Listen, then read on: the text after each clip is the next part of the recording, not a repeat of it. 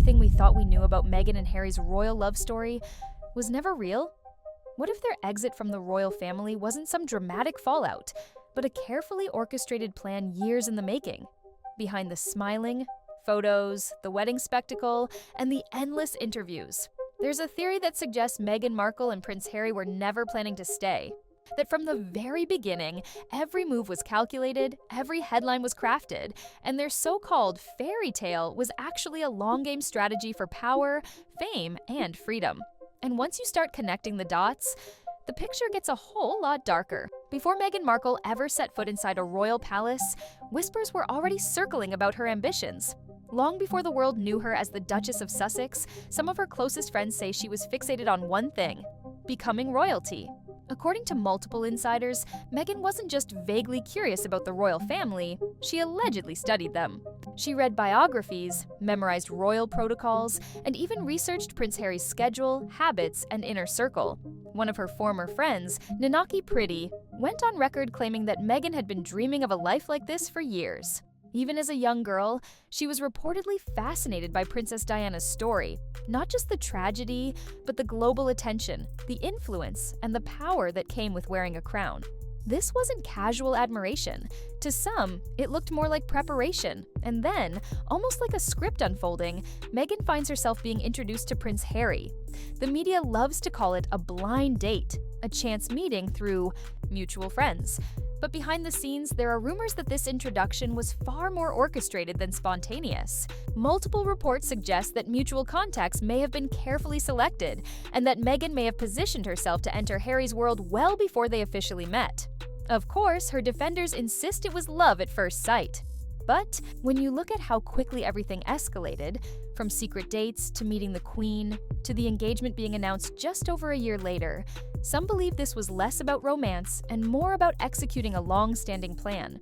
A plan that would put Meghan at the center of one of the world's most powerful and controversial families. But this was only the beginning.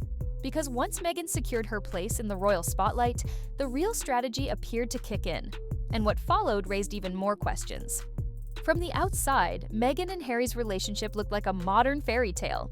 An American actress meets a British prince, they fall in love against the odds, and the world watches as they walk down the aisle. But beneath the polished romance, some believe the story was far more calculated, and that Meghan's entry into royal life may have been part of a long-planned strategy. Sources close to Meghan claim that even before she met Harry, she had been carefully curating her public image. On paper, she was the perfect fit for a royal narrative. A humanitarian, a UN advocate, a global citizen with just enough celebrity status to attract attention, but not so much that she couldn't blend into the royal machine. Her blog, The Tig, showed off her polished lifestyle while subtly highlighting her global interests. Interviews were crafted to present her as both relatable and sophisticated. And as her acting career plateaued, some believe she was already setting her sights on something much bigger than Hollywood. Her friends allegedly joked that Meghan wanted to become a princess, but not in the innocent childhood way. According to some insiders, she actively sought out opportunities to meet influential people in London. She was reportedly introduced to high-powered British figures, socialites, and potential gatekeepers who could help her navigate the aristocratic world. And then came the introduction to Harry, the most eligible royal bachelor in the world. But even that introduction has its own layer of mystery. The widely publicized stories suggest that a mutual friend simply set them up. Yet others suggest that Meghan had long been aware of Harry's circle, and that her path into his orbit may have been far more intentional. The right events, the right friends, the right conversations, all leading toward one ultimate opportunity, and once she had it, she moved fast. The whirlwind romance, the rapid integration into royal life, and the carefully staged public appearances were textbook examples of how to quickly gain public favor. But while the world was falling for the love story, some were starting to wonder, was Meghan Markle chasing love or building an empire? And what happened next only deepened the suspicion. As Meghan officially stepped into royal life, the world was still captivated by the spectacle. The grand wedding, the global headlines, the glowing interviews, everything seemed perfect on the surface. But behind the palace walls, cracks were already forming, and they weren't small. Within just months of joining the royal family, palace insiders began whispering about Meghan's behavior. Reports surfaced of a demanding, high-pressure atmosphere that quickly earned her a nickname. Among staff, Hurricane Meghan. Aides allegedly complained about her impossible standards, her last-minute changes, and a working style that clashed with the rigid traditions of the monarchy. For an institution built on hierarchy and protocol, Meghan's Hollywood-influenced approach didn't just ruffle feathers. It sent shockwaves. Several senior aides who had worked for the royal family for years suddenly resigned. One by one, trusted staffers walked away, citing the intense stress and toxic work environment. British tabloids ran headlines about Meghan's terrorized staff and alleged bullying claims, though Meghan has publicly denied those accusations. Still, the pattern was undeniable. An unusual number of resignations in a very short time. Then came the tensions with Harry's own family. Behind closed doors, rumors swirled that Meghan's arrival was driving a wedge between Harry and his brother William. What started as a famously close sibling bond seemed to cool almost overnight. Insiders claimed that William had tried to warn Harry about moving too fast, and that conversation reportedly ended in a bitter argument that left lasting damage. The brothers, once inseparable, barely spoke for months. Meanwhile, the press was starting to turn. While the engagement period was full of glowing praise, stories about staff resignations, family drama, and Meghan's growing list of feuds with both royals and the media began flooding the tabloids. But rather than adapt to the rigid royal system, Meghan doubled down, refusing to play by the palace's long-established rules. She wanted control over her public image, control over her press access, and control over how the Sussex brand would be seen by the world. What many viewed as confidence, the palace reportedly saw as defiance. And the more friction that built up behind palace doors, the more it started to look like Meghan wasn't there to join the institution. She was there to reshape it, but the real power play hadn't even started yet. What came next made it clear that Meghan and Harry were preparing for something much bigger, long before the world ever suspected it. While the public was still watching the royal drama unfold in real time, behind the scenes, Meghan and Harry were quietly building something far more calculated: their brand, their empire. And according to some insiders, the foundation for their royal exit was being laid long before anyone outside the palace suspected a thing. One of the first major clues? Trademark filings. Documents revealed that Meghan and Harry had begun registering trademarks for Sussex Royal months before they officially stepped back from royal duties. These trademarks covered everything from clothing lines to charitable foundations to merchandise and media ventures. And they weren't just limited to the UK, the filings spanned multiple countries, suggesting that global domination was always part of the plan, but trademarks were only the tip of the iceberg. Behind closed doors, Meghan and Harry were reportedly in talks with high-powered PR firms and Hollywood agents, securing partnerships that would later explode into multi-million-dollar deals. Netflix, Spotify, book deals, documentaries. The ink on those contracts was drying fast once they officially left royal life. But many believe these discussions had started long before their royal exit announcement. The level of organization behind their departure shocked royal insiders. While the public narrative painted them as a couple blindsided by media harassment and palace pressures, the speed at which their brand pivoted into global business suggested otherwise. Meghan and Harry weren't escaping the royal family. They were rebranding themselves as an independent global force, perfectly packaged for a lucrative American audience. And let's not forget Archewell. Their foundation was officially launched almost immediately after leaving the UK, complete with a glossy website, a slick marketing campaign, and a clear message. They were open for business. From podcasts to docuseries to exclusive interviews, Meghan and Harry wasted no time turning their royal celebrity into serious cash. To some observers, it looked like the entire exit had been rehearsed. The timing, the deals, the PR spin, all of it lined up too perfectly to be spontaneous. And as more insiders came forward, a new theory began to take shape: that the royal exit was not a desperate escape, but a carefully engineered transition, designed to maximize fame, freedom, and financial control. But as they built their empire, the fractures inside both families were only growing deeper. And soon, Meghan's strategy would push her even further into dangerous territory. This time turning her own family into collateral damage. As Meghan and Harry were crafting their independent empire, another pattern started emerging, one that involved systematically cutting ties with anyone who could challenge their narrative. And it started inside their own families. Meghan's. Relationship with her father, Thomas Markle, was one of the first casualties. Once close, their bond shattered right before the royal wedding. Thomas Markle's staged paparazzi photos and his absence from the ceremony became global headlines. But to this day, some question whether that scandal was simply a convenient reason to permanently sever ties. Since then, Meghan's father has repeatedly spoken to the press, claiming he's been completely cut off, shut out of his daughter's life with no explanation. The same fate fell upon her half-siblings, who've accused Meghan of abandoning the entire Markle side of the family the moment she entered royal life. But the alienation didn't stop with her relatives. Longtime friends like Nanaki Priti, who once called Meghan her sister, claimed she was dropped the moment Meghan's status started rising. Insiders have described Meghan as someone who sheds people when they no longer fit her public image or long-term goals. One former friend put it bluntly: "There's Meghan before Harry and Meghan after Harry, and they're two completely different people." Inside the palace, the family fractures grew even more severe. Harry's once unbreakable bond with Prince William rapidly deteriorated. Reports suggest that when William tried to caution Harry about moving too fast with Meghan, the conversation ended in a fiery argument that permanently damaged their relationship. Tensions between Meghan and Kate Middleton also made tabloid headlines, with everything from bridesmaid dress fights to tears at royal rehearsals.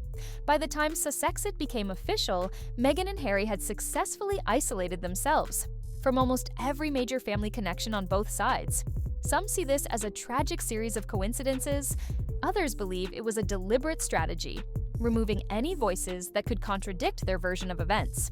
The fewer people left who had access to their private lives, the easier it would be to control the narrative. And while both Meghan and Harry framed these fractures as necessary for their own mental health and protection, critics argue that alienating friends, family, and palace staff served another purpose entirely: to eliminate any threats to the brand they were building. But even as the personal drama escalated, the biggest power move was still unfolding, because their departure from royal life wasn't some spontaneous act of rebellion. According to some, it had been meticulously planned for years. When Meghan and Harry announced their departure from royal duties in early 2020, the world was stunned. Headlines exploded with words like bombshell and shocking, as if this decision had blindsided both the palace and the public. But for those paying closer attention, the signs were there long before the official announcement. And the way everything unfolded suggests this wasn't a sudden decision at all. It was the final phase of a long orchestrated plan. Months before stepping back, Meghan and Harry were already laying the groundwork. Trademark filings for Sussex Royal had been secured. Private meetings with global media executives were quietly taking place. Legal teams had been hired to help navigate the complex business shift that was coming. Even Archewell, their charitable foundation, was quietly registered behind the scenes before their royal duties ended. None of this happens overnight. And then came the speed at which deals started rolling in. Just weeks after leaving the UK, Meghan and Harry secured multi-million-dollar partnerships with streaming giants like Netflix and Spotify. Partnerships that would have taken months, if not years, to negotiate. Their explosive Oprah interview, filmed shortly after their exit, wasn't just a tell-all. It was a globally broadcasted brand launch, a statement to the world that they were no longer just former royals. They were global celebrities, free from the monarchy's control, ready to monetize their new identity. Even the timing of their departure was suspiciously perfect. They exited at the peak of their international fame, while still carrying the shine of their royal titles. Critics argue that staying within the royal family much longer would have forced them to play by stricter rules, limiting their ability to profit from private business ventures, media deals, and global sponsorships. Leaving when they did allowed them to cash in while still riding the wave of public interest. And while Harry and Meghan publicly insisted they simply wanted privacy and a normal life, their actions painted a very different picture. Privacy didn't include stepping away from the cameras. It meant controlling the cameras. Privacy meant managing the headlines, choosing interviewers, scripting the narrative, and deciding exactly how their story would be told. Insiders close to the palace reportedly viewed the exit as a betrayal, not just of tradition, but of trust. To them, it looked less like a young couple overwhelmed by pressure and more like two people who saw the royal institution as a stepping stone towards something much bigger: global fame, unrestricted wealth, and full control over their personal brand. But as polished as their new life appeared, the exit didn't silence critics. It amplified them. And the more control Meghan and Harry tried to take over their narrative, the more questions started to pile up. Because behind every carefully staged interview and photo op, the cracks in the story were becoming harder to ignore. When Meghan and Harry first stepped away from royal life, public sympathy was overwhelmingly on their side. The narrative was clear: a young couple, bullied by the tabloids, stifled by palace bureaucracy, and forced to flee for the sake of their mental health. Headlines painted Meghan as the ultimate victim, a woman of color chewed up by the outdated traditions of an ancient institution. Their explosive Oprah interview cemented that image. With millions watching worldwide, Meghan and Harry made bombshell allegations of racism, neglect, and cruelty behind palace walls. The media frenzy was immediate. Celebrities rallied behind them, hashtags trended globally. For a moment, they weren't just victims, they were heroes. But then the fact-checking began. Details from the interview didn't always hold up under scrutiny. Dates didn't match. Claims about royal titles, security protocols, and press interactions conflicted with official records. Some royal insiders began quietly leaking their side of the story, suggesting that many of Meghan's statements were, at best, misleading, and at worst, entirely fabricated. Even more damaging was the growing perception that Meghan and Harry were carefully curating their victimhood for profit. Every new deal, every exclusive interview, every carefully staged photo shoot chipped away at their original claims of seeking privacy. The very platforms they once blamed for their suffering were now the same platforms fueling their multi-million-dollar empire. Critics accused them of manipulating public sympathy into a global brand, one built on outrage, controversy, and constant media attention. The more they spoke out, the more some began to question whether their true goal was healing or headlines. Social media, once fiercely protective of Meghan, began to fracture. While loyal fans defended every move, others started asking uncomfortable questions. Why did nearly every close relationship from Meghan's past end in estrangement? Why did palace staff continue leaking stories of difficult behavior? Why were Harry's closest family ties seemingly beyond repair? And if privacy was the goal, why were they constantly in front of cameras? The carefully constructed image of victimhood was beginning to crumble under its own weight. What had started as a global outpouring of support was slowly evolving into a growing chorus of skepticism. And the more they tried to control the narrative, the more people started seeing through it. But as public trust began to erode, one question loomed larger than ever. Was Harry truly just along for the ride? Or was he an equal architect in the plan from the very beginning? In the early stages of their story, Prince Harry was often portrayed as the loyal husband, desperately trying to protect his wife from the ruthless machinery of royal life. Many believed he was simply a man caught between the institution that raised him and the woman he loved. But as the years have passed, that narrative has started to shift, and a much darker question has emerged. Was Harry ever really an innocent bystander? Or was he a willing partner in a plan that went far deeper than anyone realized? For years, Harry's relationship with the press had been hostile. The loss of his mother, Princess Diana, left deep scars that shaped his hatred toward the media. But for some, that lifelong resentment may have made him uniquely vulnerable to manipulation. Meghan entered the picture, offering not only love, but also an escape, a way to finally break free from the system he claimed had destroyed his mother. But as time went on, Harry didn't just step away from royal life, he helped lead the charge. He participated in interviews, filed lawsuits against British tabloids, and became an active voice in shaping the Sussex narrative. When critics point fingers at Meghan for orchestrating their media empire, they often overlook Harry's direct involvement every step of the way. His memoir, Spare, offered even more insight into his bitterness toward his family.